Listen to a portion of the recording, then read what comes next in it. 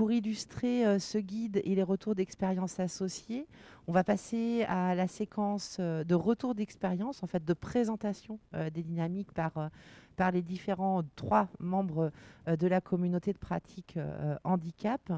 Et nous allons tout de suite débuter par Anne-Frédérique Guilloux, qui est responsable qualité au sein de l'ADAPI 44 et qui va nous présenter le projet ESATCO 44 sur un travail collectif qui a permis, à partir de l'évaluation interne, de construire un projet d'établissement commun aux structures. Merci Anne-Frédérique d'avoir accepté le jeu de présentation pour aujourd'hui. Bonjour, merci de me passer la parole. Donc, Frédéric Guilloux, responsable qualité pour l'association ADAPEI de Loire-Atlantique. Donc, tout d'abord, pour introduire une petite présentation de l'association. Donc, c'est une association militante qui accompagne des personnes présentant donc, une déficience intellectuelle, de l'autisme, du polyhandicap, handicap psychique également. Elle milite également pour le soutien des familles et des amis de ces personnes. À ce jour, nous proposons plus de 3100 solutions d'accompagnement pour un peu plus de 2700 personnes et 1700 salariés. On accompagne des personnes de la naissance jusqu'à l'âge adulte et vous voyez sur un territoire géographique qui couvre presque tout le département, sauf à l'exception de la zone Saint-Nazaire-Guérande qui va être couverte notamment par l'APUI Ouest 44. Pour passer donc sur la répartition des solutions proposées, on voit que le secteur vie professionnelle est le plus important, donc suivi ensuite du secteur habitat, vie sociale, puis secteur enfance. Nous avons donc 4 secteurs, 4 pôles, on va dire, donc l'éducation, l'enfance, donc avec des IME, des CESAD, des CAFS, de l'hébergement, de l'externat. Nous avons un pôle habitat vie sociale avec des femmes, des masses, des foyers de vie, des foyers d'accueil et d'hébergement, des SAVS. Un pôle accès à l'emploi vie professionnelle avec ESAT, SAESAT, EA et un CESAD pré-professionnel APIX. Et un pôle ressources avec des dispositifs passerelles pour l'emploi, emploi accompagné, du PCPE, des services d'accompagnement de soutien à la parentalité, et d'autres services ressources. Une équipe mobile de médicalisation également. Donc ça, c'est pour vous brosser un petit peu l'association dans son entier. Sur le secteur vie professionnelle, plus précisément, voici la répartition des 12 ESAT. 3 entreprises adaptées également et 8 SAESAT. Donc, le projet vie professionnelle que je vais vous présenter concerne l'ensemble du secteur vie professionnelle. Pour reprendre un petit peu le contexte, un constat a été posé, en fait. Beaucoup d'établissements n'avaient plus de projets réactualisés depuis 5 ans, au moins 5 ans. Et également, le constat a été posé d'avoir un cap commun pour l'ensemble des ESAT de l'association, l'ensemble de la vie professionnelle. Les 3 directeurs de territoire qui animent l'ensemble des ESAT ont eu la volonté de partager un projet commun. L'objectif était également de réaffirmer une mission commune et d'avoir une vision d'avenir pour la vie professionnelle. Nos objectifs étaient de garantir les mêmes droits à tous les travailleurs, quel que soit leur habitat, quel que soit leur lieu de travail, satisfaire leurs besoins, également de valoriser les bonnes pratiques des professionnels et les partager. Tout le monde sait que les bonnes pratiques existent dans tous les établissements et là, on voulait vraiment les mettre en valeur et les partager. Et faire également reconnaître les ESAT comme un acteur d'inclusion. Pour mener à bien cette démarche, ce projet, nous avons nommé un chef de projet. Il a été nommé et il y a eu une fiche de mission. Également, autour de ce chef de projet, un comité de pilotage qui s'est réuni régulièrement, composé de responsables d'établissement, chefs de service, directeurs de territoire, et moi-même. Une journée de lancement pour démarrer la démarche qui a associé des professionnels, des travailleurs, des administrateurs qui ont partagé des ateliers pour réfléchir sur des thématiques avec des animations par une facilitatrice graphique. Ce projet, après, a été mené en plusieurs phases, donc, qui sont des phases classiques sur des phases de projet. Une phase de diagnostic, début 2019, avec l'utilisation du référentiel d'évaluation interne associatif que nous avons passé pour l'ensemble des ESAT. Nous avons fait des évaluations internes croisées, c'est-à-dire que sur une même journée, l'ensemble du référentiel était balayé pour 2 ESAT en même temps. Ils ont donc pu réaliser leur propre évaluation interne, mais également échanger leurs pratiques grâce à des animateurs de groupes d'évaluation interne. 230 salariés ont été mobilisés pour l'ensemble de ces évaluations internes. Nous avons donc passé 6 journées d'évaluation. Ces évaluations ont conduit également à l'élaboration de fiches d'actions communes suite à l'identification d'actions d'amélioration communes. Par exemple, ça a été le projet autour du PPA, ça a été des fiches de poste à retravailler, ces actions communes ont été retraduites en fiches actions. Chaque établissement, par contre, a conservé les actions spécifiques et a pu établir son propre plan d'action en reprenant les résultats de l'évaluation interne. Des groupes de travail ont été mis en place sur 5 thématiques pour avancer sur l'ensemble du projet d'établissement ESATCO. Ces groupes de travail ont réuni des professionnels, des administrateurs, des travailleurs. Ces 5 thématiques ont été donc définies par le comité de pilotage. Ils ont travaillé sur le cadre, c'est-à-dire l'association, les enjeux, la mission des ESAT. Un groupe a travaillé sur le public accueilli, ses besoins, son parcours et son pouvoir d'agir. Un troisième groupe a travaillé sur les prestations proposées, que ce soit les prestations autour du travail ou les prestations autour du médico-social. Un quatrième groupe a travaillé sur les moyens, l'organisation RH. Et un dernier groupe a pu travailler sur les objectifs pour l'avenir et les orientations à prendre. La rédaction du projet s'est faite sur le modèle du projet d'établissement associatif.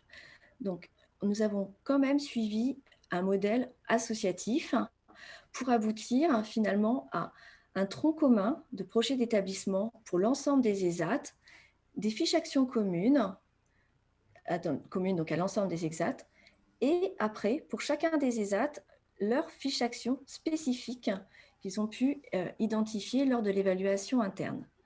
Donc chacun se retrouve bien avec son projet d'établissement, des fiches actions communes pour l'ensemble de la vie professionnelle et ses actions d'amélioration à mettre en place. La dernière phase a été la phase de communication et d'appropriation du projet par les travailleurs. Effectivement, il était important que les personnes pour lesquelles ce projet est destiné comprennent bien les enjeux et en soient également les acteurs et les messagers. Donc, nous avons organisé cette communication avec des journées qu'on a appelées ESATCO Tour, où en fait le directeur général passait dans les établissements, donc accompagné des responsables et des directeurs de territoire, avec des ateliers de réflexion, de travail autour du projet d'établissement, donc animé par un prestataire et rassemblant des professionnels et des travailleurs. Au final, ce projet, ce travail commun avec l'ensemble des équipes, la participation des travailleurs et des administrateurs, a permis de retravailler et de réaffirmer la mission des établissements. La mission des établissements pour l'association, c'est de proposer un travail aux travailleurs des ESAT, un travail qui soit donc mobilisant, reconnu, responsabilisant, évolutif, adapté et inclusif. Il a été très important pour nous de retravailler cette mission, le sens du travail et le sens des missions de nos ESAT. Le projet ESATCO, ça a été aussi de s'inspirer du droit commun et de partir des besoins et des souhaits des travailleurs. Et au final, hormis la mission qui a été réaffirmée, nous proposons également maintenant un carnet de compétences pour chaque travailleur. Nous proposons également un accès au CPF, au compte personnel de formation. Nous avons modifié la période d'intégration, la période d'essai initialement prévue de 6 mois, nous l'avons passée à 2 mois, finalement, comme dans le droit commun. Nous avons donc réfléchi à une charte sur la rémunération.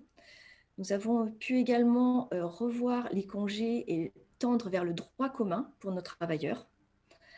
Nous avons également revisité notre commission d'admission, travaillé le départ à la retraite. Nous avons renforcé l'inclusion sur les ESAT et la SAESAT pour faire des passerelles vers le milieu ordinaire et également développer le côté SAESAT montant avec des jeunes travailleurs. Et également, nous avons actualisé nos fiches de poste. Nous avons revisité les fonctions d'adjoint technique. Nous avons revisité les fonctions de chargé de soutien pour les repositionner également vers plus d'inclusion.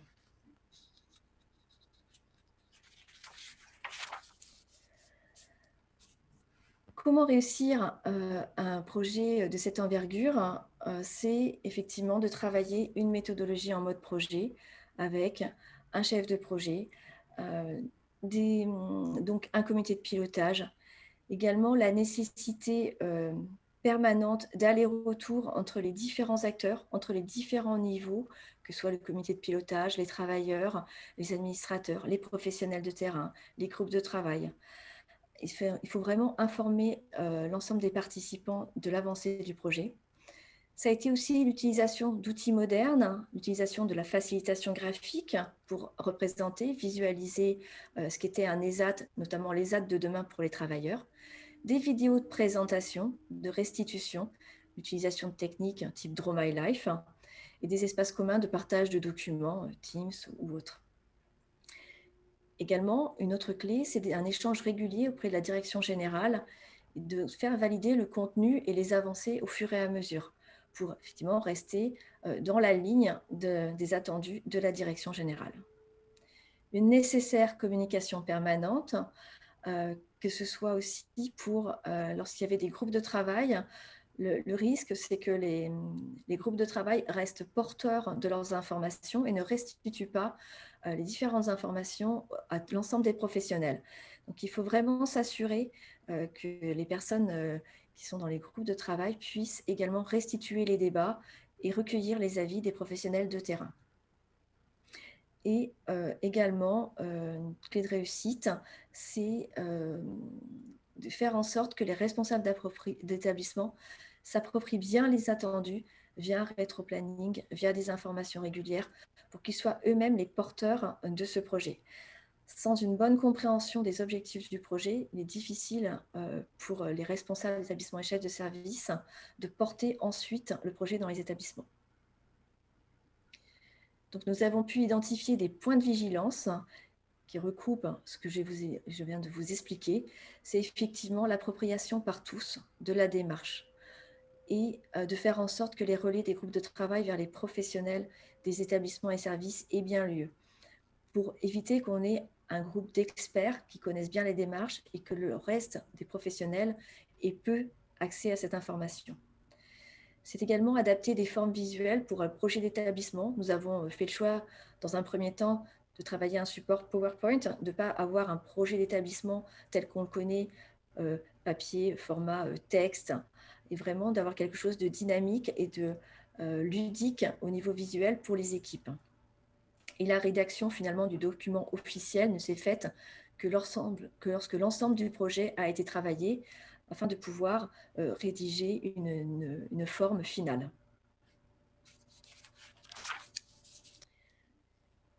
Les outils que nous avons utilisés, que j'ai également cités, c'est donc un référentiel d'évaluation interne associatif qui nous a donc servi pour l'évaluation des 12 établissements, une trame associative de projet d'établissement, alors que nous appelons au niveau de la DAPEI PERS, puisque nous avons fait en sorte d'intégrer notre démarche responsabilité sociétale des entreprises RSE dans notre projet d'établissement. Et donc, au final, nous avons un projet ESATCO commun aux 12 ESAT, VISA ESAT et 3 EA, et avec la particularité que chaque établissement comporte un plan d'action spécifique à ses besoins. S'il y a des Merci questions. beaucoup Anne-Frédérique pour cette présentation très inspirante. En attendant que quelques commentaires puissent arriver sur le chat ou quelques questions, je trouve la présentation particulièrement intéressante en mettant bien en avant le rôle clé de la direction générale et l'enjeu d'accompagnement des responsables de sites. On peut identifier que c'est un travail extrêmement important avec beaucoup de pédagogie.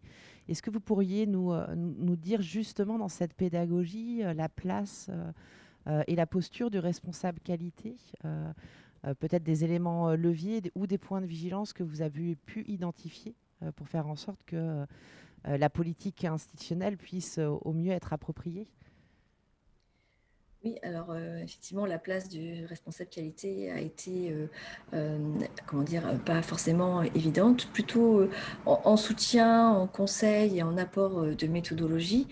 Après, on a vraiment fait le choix d'avoir donc un chef de projet missionné et dédié finalement à ce projet quasiment à temps plein pendant au moins les 12 premiers mois du projet pour vraiment faire le lien avec l'ensemble des acteurs. Euh,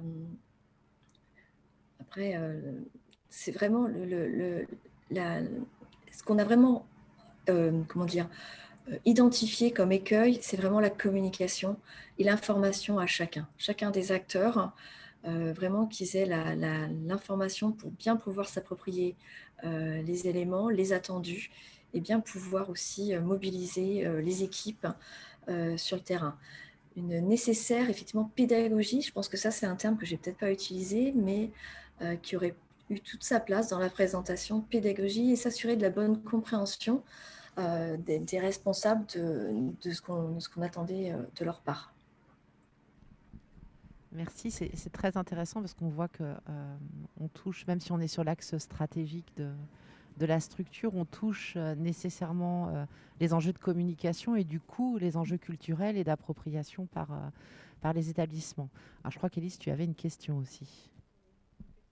Pour Anne-Frédérique, tu nous as parlé tout à l'heure d'utilisation d'outils modernes et notamment la facilitation graphique. Est-ce que tu peux nous en dire quelques mots de façon un peu plus précise? Est-ce que vous avez utilisé la facilitation graphique pour l'intégralité du projet d'établissement ou juste pour quelques supports? Enfin voilà, pourquoi vous l'avez utilisé et sous quelle modalité? Alors en fait, on l'a utilisé, c'est le schéma que vous voyez au milieu, là, en bleu, là, ESADCO, projet ESADCO 44.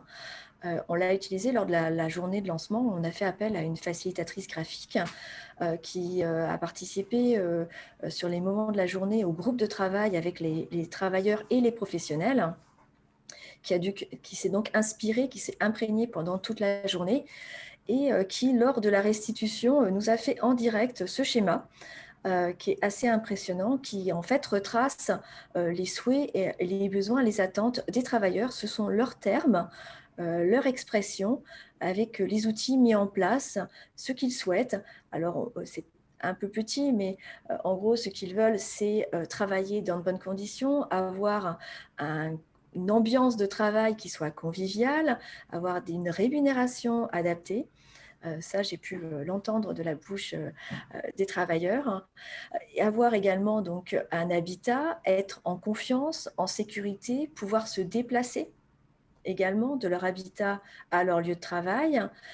Donc, ils ont mentionné évidemment l'accompagnement par les équipes, l'importance aussi de leur projet et personnalité, l'importance de l'évolution de leurs demandes, que ce soit des changements d'atelier, des changements d'établissement, d'aller voir pour certains le milieu ordinaire.